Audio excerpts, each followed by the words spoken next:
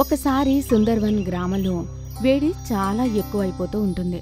దానివల్ల అన్ని పంటలు ఎండిపోతూ ఉంటాయి. హఠాత్తుగా వాతావరణానికి ఏమైందో తెలీదు. ఈసారి వర్షాకాలంలో కూడా ఆకాశంలో నుండి ఒక్క చుక్క నీరు కూడా కింద పడలేదు. సుందర్వన్ గ్రామంలోని ప్రజలందరూ చాలా కంగారు పడుతూ ఉండేవారు. ఆఖరికి వాళ్ళు నీళ్ల కోసం చాలా దూరం తిరగాల్సి వస్తుంది. తెలీదు ఈసారి ఇంద్రదేవుడు మన మీద ఎందుకు కోపంగా ఉన్నాడు. వర్షాకాలం కూడా అయిపోయింది, అయినా కూడా ఆకాశంలో ఒక్క నల్ల మబ్బు కూడా కనబడడం లేదు. నాకు కనిపిస్తుంది మన సుందర్వన్ గ్రామానికి ఎవరిదైనా దిష్టి తగిలిందేమో, అందుకే ఇలా జరుగుతుంది. లేకపోతే ఇప్పటి వరకు ఇలాంటి పరిస్థితి నేనెప్పుడూ చూడలేదు. నేను ఎప్పుడు సుందర్వన్ గ్రామం తలుచుకున్నా అందమైన చెట్లు పూలే కనిపిస్తాయి. అలా మళ్ళా ఎప్పుడు జరుగుతుందో ఏంటో. రాధిక కళ్ళు మూసుకుంటుంది. ఇంకా 2 సంవత్సరాల క్రితం సుందర్వన్ గ్రామం ఎలా ఉందో తలుచుకుంటుంది. సుందర్వన్ చాలా అందంగా కనబడుతోంది. ఎటు చూసినా 4 దిక్కులా అందంగా చెట్లే కనబడుతున్నాయి. 4 దిక్కులా పచ్చదనం మాత్రమే ఉంటుంది. పక్షులు గాలిలో ఎగురుతూ కోకిలలు కూస్తూ ఉంటాయి. ఇంకా భోజనాన్ని వెతుకుతూ ఆకాశంలో తిరుగుతూ ఉన్నాయి. మహిళలు కుండలో నీళ్లు తీసుకుని వెళ్తున్నారు. రైతులు వాళ్ల పొలం దగ్గరికి ఎడ్లబండిలో వెళ్తున్నారు. పిల్లలు వాళ్ల బ్యాగ్ వేసుకుని స్కూల్కి వెళ్లడానికి బయలుదేరారు. అందరూ చాలా సంపూర్ణంగా ఆనందంగా కనబడుతున్నారు. రాధిక అదంతా తన బంగారు కలలాగా అన్నిటినీ గుర్తు చేసుకుంటూ ఉంటుంది. అప్పుడే వీరేంద్ర తనని కలలో నుండి లేపుతాడు. అరే, ఏం చేస్తున్నావు? ఈ మధ్య మెలకుగా ఉండే కళ్ళగొంటున్నావేంటి? కలలు కనడం లేదండి.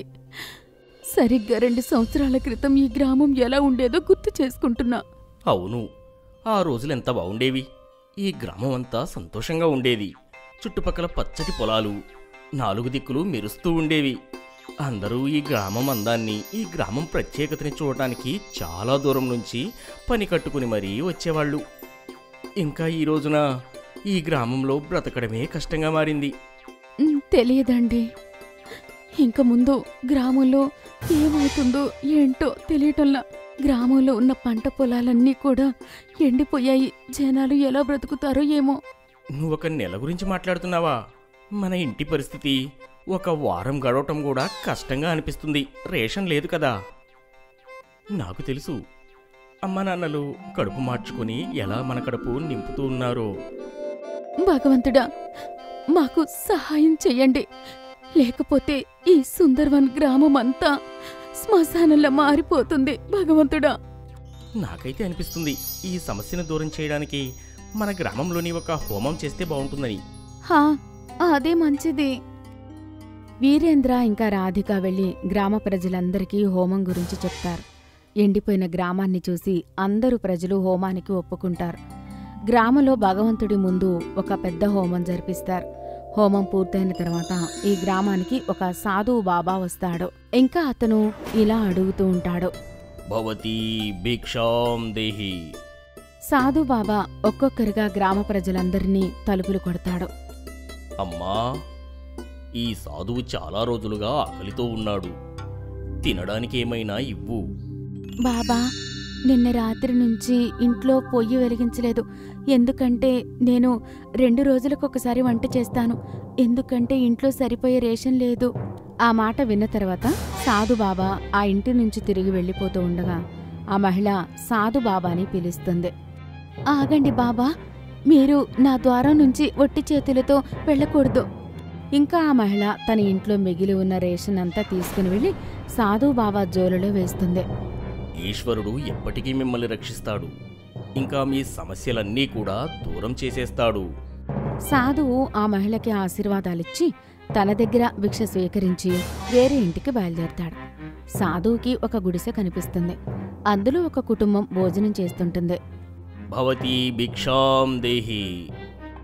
సాధువు మాటలు విని ఇంట్లో ముఖ్యమైన వ్యక్తి బయటకొస్తాడు. ఇంకా అతని వాటా భోజనాన్ని ఇచ్చేస్తాడు.